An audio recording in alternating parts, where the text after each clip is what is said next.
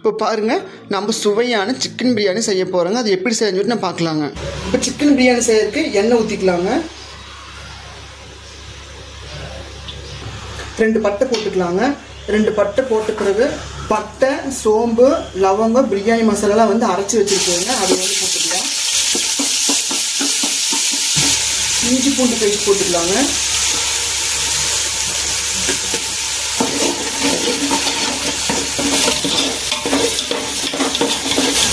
அரைச்சி வச்சிருக்கிற தக்காளி பழத்தை போட்டுக்கலாங்க.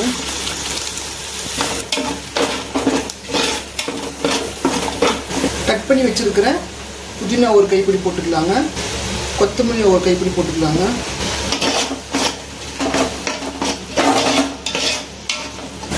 காஷ்மீர் மிளகாய்த்தூள் 1 ஸ்பூன் போட்டுக்கலாம். தனி மிளகாய்த்தூள் 1 ஸ்பூன் போட்டுக்கலாம். மஞ்சத்தூள் 1/4 டீஸ்பூன் போட்டுக்கலாங்க. நல்லா வதக்கி விட்டு பச்சை வாசனை ஃபுல்லாக வெளியே போவாங்க. தயிர் ஊற்றிக்கலாங்க.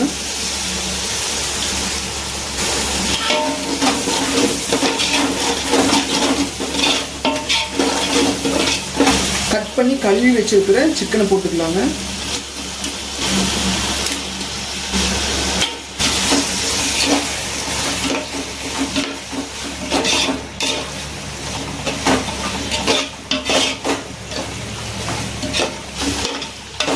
சிக்கன் வந்து நல்லா 10 நிமிஷம் வேகிட்டுங்க. இப்போ நம்ம கல்லுப்பு ஆட் பண்ணிக்கலாம்.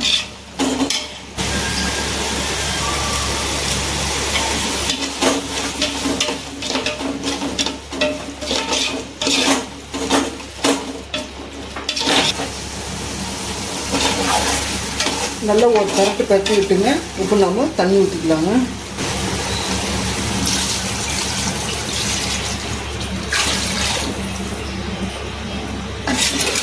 தண்ணி ஊற்றி நல்லா வந்து கலந்து விட்டுலாங்க.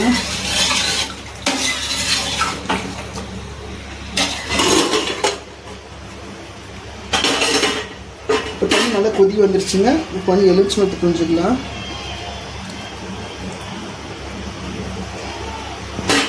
எலுமிச்சம்பழத்தை புழிஞ்சிட்டு நம்ம வந்துட்டு அரிசி போட்டுக்கலாங்க.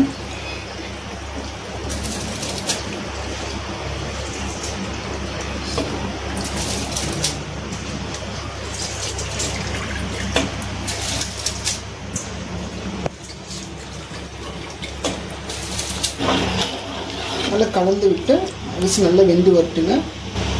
மூடி வச்சிடலாம்.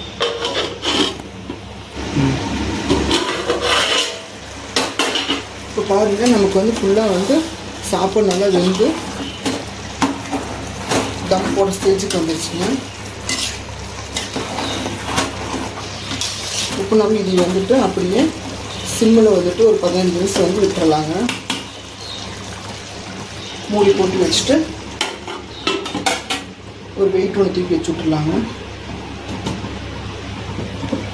இப்போ நமக்கு வந்து பார்த்தீங்கன்னா 15 நிமிஷம் ஆயிடுச்சுங்க. இப்போ நம்ம பிரியாணி எடுத்துக்கலாம்.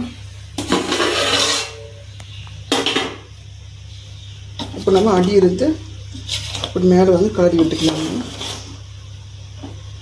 இப்போ நமக்கு சுவையான சிக்கன் பிரியாணி வந்து ரெடி ஆயிடுச்சுங்க.